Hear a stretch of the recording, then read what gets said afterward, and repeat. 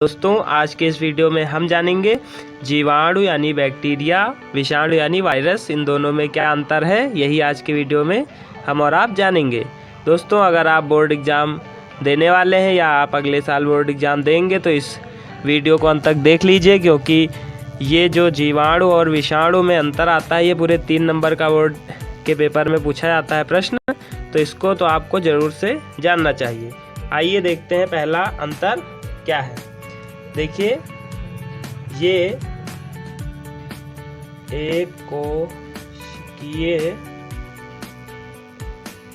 कोशिकीय होते हैं और यहाँ देखिए विषाणु ये अकोशिकीय होते हैं। देखिए दोस्तों पहला अंतर क्या है, जो जीवाणु हैं वो एक कोशिकीय होते हैं, यानी इनके अंदर एक ही सेल, एक ही कोशिका पाई जाती है, और जो विषाणु हैं ये अकोशिकीय होते हैं, यानी कि इनके अंदर एक भी कोशिका सेल नहीं पाया जाता है। ठीक है दोस्तों, आइए दूसरा अंतर देखते हैं। सभी जीवाणु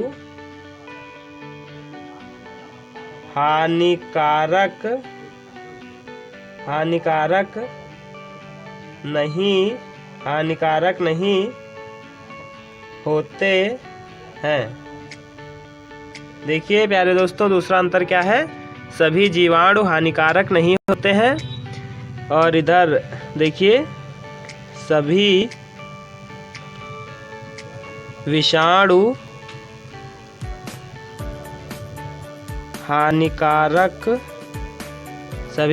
हानिकारक होते हैं। देखा दोस्तों आपने, जो जीवाणु हैं वो सभी जीवाणु हानिकारक नहीं होते हैं। जैसे कि आप लोगों को पता होगा कि हमारी जो आंतें होती हैं उसमें भी कुछ बैक्टीरिया यानी कि जीवाणु होते हैं जो हमारे खाने का पाचन करने में सहायक होते हैं, है ना। तो वो इसीलिए सभी जो बैक्टीरिया है वो हानिकारक नहीं होते, सभी जीवाणु हानिकारक नहीं होते, कुछ बहुत अच्छे भी होते हैं। और लेकिन जो विषाणु है दोस्तों, वो जो भी विषाणु है सब हानिकारक होते हैं, कोई भी विषाणु आपको लाभ नहीं पहुंचाता है प्यारे दोस्तों। आइए अब देखते हैं तीसरा अंतर क्या है। दोस्तों जीवाणु की खोज प्यारे दोस्तों देखिएगा एंटोनी वान ल्यूवेन हाक ने सन 1665 ईस्वी में की थी। और इधर देखते हैं कि विषाणु की खोज किसने की थी। तो इसमें देखिए विषाणु की खोज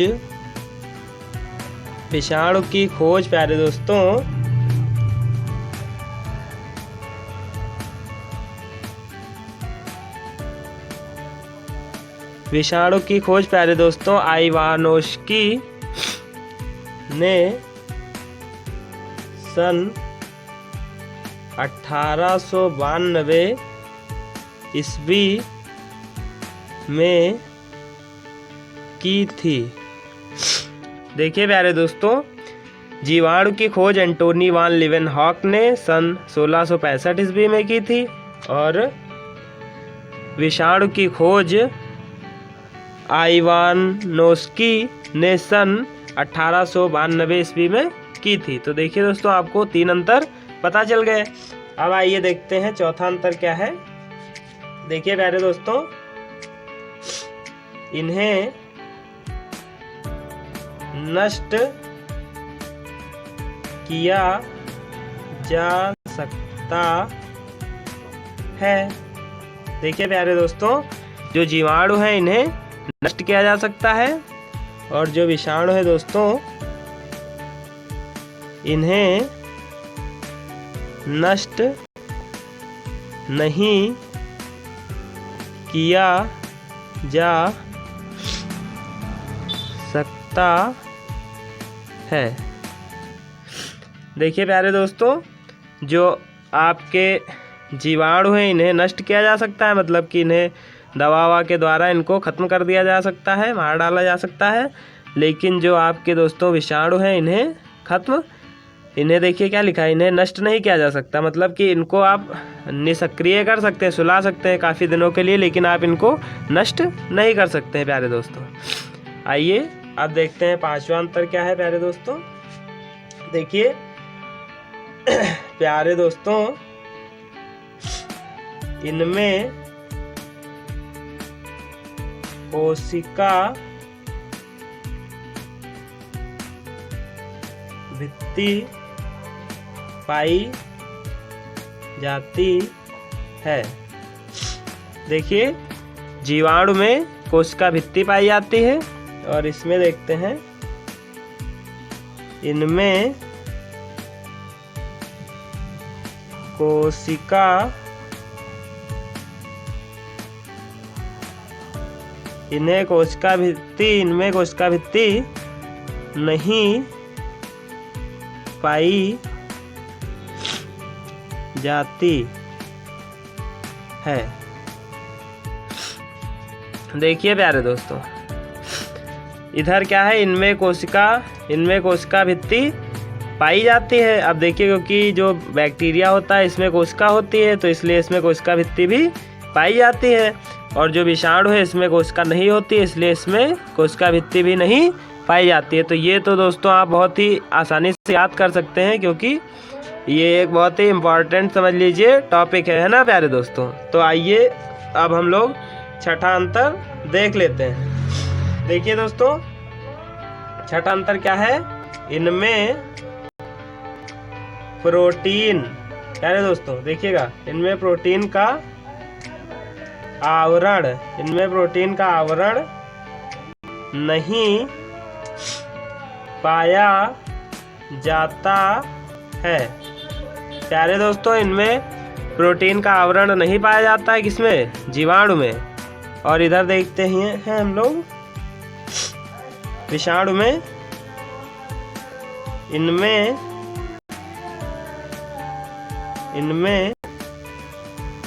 प्रोटीन का आवरण पाया जाता है। देखिए दोस्तों, इनमें प्रोटीन का आवरण नहीं पाया जाता है, किसमें, आपके जो ये होते हैं जीवाणु, इनमें प्रोटीन का आवरण नहीं पाया जाता है। लेकिन आपके जो विषाणु होते हैं इनमें प्रोटीन का आवरण पाया जाता है प्यारे दोस्तों। अब आइए चलते हैं, इधर देखिए हमने 7 डाल दिया गलती से। फिर देखिए यहाँ पर सातवां अंतर अब हम लोग देख लेते हैं दोस्तों।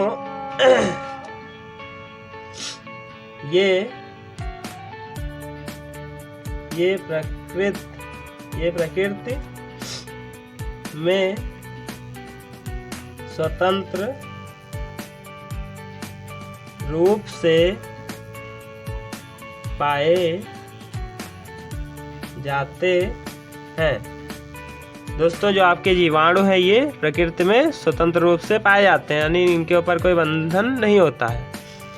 और इधर देखते हैं सातवां अंतर विषाणु का, ये प्रकृति में स्वतंत्र रूप से नहीं पाए जाते हैं। देखा दोस्तों आपने, अगर ये प्रकृति में स्वतंत्र रूप से पाए जाते हैं तो ये प्रकृति में स्वतंत्र रूप से नहीं पाए जाते हैं। कौन, ये हैं आपके जीवाणु। जो जीवाणु होते हैं वो प्रकृति यानी नेचर में स्वतंत्र रूप से रहते हैं, इनके पास कोई बंधन नहीं होता है। लेकिन जो आपके ये होते हैं विषाणु यानी वायरस, ये प्रकृति में स्वतंत्र रूप से नहीं रहते, इनके ऊपर आप समझ लीजिए बंधन होता है। फिर देखिए दोस्तों, आगे हम लोग आपको बताते हैं। ये देखिए 8वां अंतर क्या होता है। जो ये जीवाणु होते हैं ना, बैक्टीरिया, ये स्वयं पोषी कामा मृतोप जीवी एवं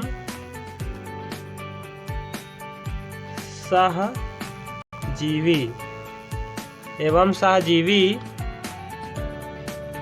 होते हैं। देखा दोस्तों आपने, जो आपके जीवाणु होते हैं ये स्वयं पोषी होते हैं, मृतोपजीवी होते हैं और सहजीवी होते हैं। स्वयं जीवी मतलब कि ये स्वयं से ही जीवित रहते हैं, इनको जीवित रहने के लिए किसी और की कोशिका की ज़रूरत नहीं है। ये नहीं है कि ये जब अब, क्योंकि इनके अंदर भाई कोशिका होती है, सेल होती है, तो इनको दूसरे के ऊपर डिपेंड रहने की कोई ज़रूरत नहीं है। मृतोपजीवी मतलब कि जो ऐसे कोई चीज़ मर जाते हैं, आपने देखा होगा कई सारे जानवर ख़त्म हो जाते हैं, मर जाते हैं, तो उनमें भी बैक्टीरिया, ये जो जीवाणु होते हैं, ये आपने देखा होगा कोई भैंस वैंस पड़ी रहती है सड़क किनारे, तो उसमें सब बच किया करते हैं, तो सब क्या है, बैक्टीरिया ही तो है। और सहजीवी मतलब होता है कि ये अगर आप से कुछ लेंगे तो आपको कुछ देंगे भी। जैसे सहजीवी बैक्टीरिया आपका कौन सा है, मैंने आपको बताया था एक बार, राइजोबियम बैक्टीरियम राइजोबियम, जो दलहनी फसलों में रहता है ना, वो नाइट्रोजन को क्या करता है, दाल के पेड़ को देता है, और दाल का पेड़ जो है वो उसको पोषक देता है। तो ये सहजीवी इसी को कहते हैं कि साथ साथ में बढ़िया मिलजुल के रहें जो लोग, है ना। अब देखते हैं 8वां इसमें। अब क्योंकि हमने ये जीवाणु का तो बता दिया आपको, अब इधर हम लोग को क्या बताना है, विषाणु का भी बताना है। अंतर लिख रहे हैं ना हम लोग, तो इधर लिखेंगे ये परजीवी, ये परजीवी होते हैं। ये परजीवी होते हैं मतलब कि पैरासाइट होते हैं। ये किसी के ऊपर डिपेंड रहते हैं। मैंने क्या बताया था कि इनको अपने जीवन जीने के लिए किसी और के ऊपर रहना पड़ता है। जैसे कि आप लोग कोरोना वायरस को देख लीजिए ना, वायरस विषाणु ही तो है। मतलब कि ये जो है ये अपनी वंश वृद्धि करेगा अगर, तो ये किसी और की कोशिका में करेगा, क्योंकि इसका भाई खुद का तो कोई वजूद है नहीं, ये दूसरे के अंदर तो अपना काम करेगा, है कि नहीं। तो इसलिए ये परजीवी है, दूसरे की ताकत चूसने का काम करता है। अब देखिए आखिरी अंतर है जो 9 वाला, इसमें हम लोग लिखेंगे एग्जाम्पल। जैसे दोस्तों हम लोग लिख देते हैं बैक्टीरियम राइजोबियम। देखिए दोस्तों, जैसे कि आपका हो गया बैक्टीरियम राइजोबियम, और एक कौन सा हो सकता है आपका,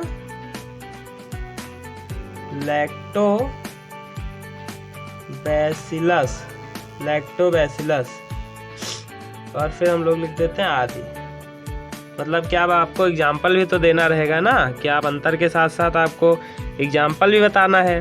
तो देखिए जैसे कि आपका क्या होता है, एक बैक्टीरियम राइजोबियम होता है, और लैक्टोबैसिलस बैक्टीरिया, ये 2 बैक्टीरिया, ये बैक्टीरिया के नाम है। अब आपको नाम भी तो पता होने चाहिए ना, किसी ने पूछ लिया अच्छा अब आप नाम भी बताइए, तो आप नाम भी बता देंगे कि हाँ फला फला बैक्टीरिया होते हैं। ईस्ट होता है जो कि आपके दही वही, जैसे आप देखिए दही में भी ना बैक्टीरिया होते हैं, अगर आपको पता चल जाएगा तो आप खाएंगे नहीं। और देखिए दोस्तों 9th हम लोग देख लेते हैं कि वायरस कौन कौन से होते हैं। जैसे कि देखिए, जैसे इधर भी हम लोग, अब क्योंकि देखिए जो आपको इधर करना है उसी का उल्टा इधर करना है। सबसे बढ़िया तरीका भी जाइएगा नहीं, अभी हम वो भी बताने वाले हैं।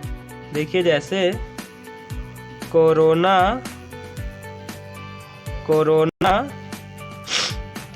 हो गया आपका, फिर आपका हो गया चेचक विषाणु। अभी कोरोना तो हाल ही में चला था, उसको तो आप लोग भूले नहीं होंगे, है ना। तो आप कोरोना विषाणु और चेचक विषाणु, ये दोनों दोस्तों आपके क्या हैं, ये हैं आपके विषाणु। अब देखिए दोस्तों एक बार हम फिर से पूरा आप सभी को बता देते हैं, आप लोग चाहें तो स्क्रीनशॉट भी ले लीजिए। देखिए दोस्तों आपके जो जीवाणु होते हैं, ये देखिए इन दोनों में अंतर आपको एक बार जल्दी से पढ़ देता हूँ। पहला अंतर क्या है, जो जीवाणु है ये एक कोशिकीय होते हैं और जो विषाणु है ये अकोशिकीय होते हैं। मतलब इनमें एक कोशिका होती है और इनमें एक भी कोशिका नहीं होती है। सभी जीवाणु हानिकारक नहीं होते हैं, जो सभी बैक्टीरिया हानिकारक नहीं होते हैं, कुछ अच्छे भी होते हैं, लेकिन सभी जो विषाणु है वो हानिकारक होते हैं। फिर देखिए, जीवाणु की खोज एंटोनी वॉन लीवेनहॉक ने सन 1665 ईस्वी में की थी और विषाणु की खोज आइवानोस्की ने सन 1892 ईस्वी में की थी। फिर देखिए चौथा अंतर, इन्हें नष्ट किया जा सकता है। जो बैक्टीरिया इनको दवा ववा के जरिए नष्ट किया जा सकता है, लेकिन इन्हें नष्ट नहीं किया जा सकता है। इनको वैक्सीन के द्वारा आप क्या कर सकते, थोड़े समय के लिए सुला सकते हैं, निष्क्रिय कर सकते हैं। जैसे आप लोग देखिए कोरोना वायरस आया था तो वैक्सीन लगाई गई, पर ये थोड़ी कि जो लोग कोरोना से इन्फेक्टेड हुए थे उनका ये नहीं कि कोरोना वायरस मर गया, मरा नहीं है, वो बस असक्रिय हो गया, मतलब कि सो गया है। अब उसका अगर थोड़ी आपकी इम्यूनिटी पावर फिर से कमज़ोर पड़ेगी, अगर जिसको हुआ था तो उसको फिर से उसके लक्षण आ सकते हैं। फिर देखिए पांचवा, इनमें कोशिका भित्ति नहीं होती है, क्योंकि भाई अब इनमें कोशिका भित्ति पाई जाती है, जीवाणु में कोशिका भित्ति पाई जाती है क्योंकि इनके अंदर कोशिका होती है। और विषाणु में देखिए तो इनमें कोशिका भित्ति नहीं पाई जाती है क्योंकि कोशिका नहीं होती है। इनमें प्रोटीन का आवरण नहीं पाया जाता है और इनमें प्रोटीन का आवरण पाया जाता है। ये प्रकृति में स्वतंत्र रूप से पाए जाते हैं, मतलब इनके ऊपर किसी का बंधन नहीं होता है, ये खुद से अपनी सारी क्रिया कर सकते हैं। ये प्रकृति में स्वतंत्र रूप से नहीं पाए जाते हैं, इनके ऊपर बंधन होता है, ये किसी पर डिपेंड होते हैं, किसी और अन्य कोशिका पर। फिर देखिए, ये स्वयंपोषी मृतोपजीवी एवं सहजीवी होते हैं। कौन? विषाणु। और जो आप जीवाणु और जो आपके विषाणु है ये परजीवी होते हैं। फिर 9th देखिए आप लोग अंतर, आप देखिए जीवाणु के कौन कौन होते हैं, जैसे बैक्टीरियम राइजोबियम एक जीवाणु है, लैक्टोबासिलस आदि, ये सब एक क्या है, जीवाणु है, यानी कि बैक्टीरिया। और फिर विषाणु में देखिए कोरोना विषाणु, चेचक विषाणु आदि, ये सब क्या है, ये आपके विषाणु हैं, यानी कि वायरस हैं। तो दोस्तों उम्मीद करता हूँ आपको अंतर समझ में आ गए होंगे। तो यदि आपको अंतर समझ में आ गए हैं तो इस वीडियो को कर दीजिए लाइक और कमेंट करके बताइए कि आपको आगे किस चीज़ पर वीडियो चाहिए। जय हिंद, जय भारत। मिलते हैं आपसे नेक्स्ट वीडियो में, तब तक के लिए देखते रहिए आपका अपना channel howdy Sanjeev sir education.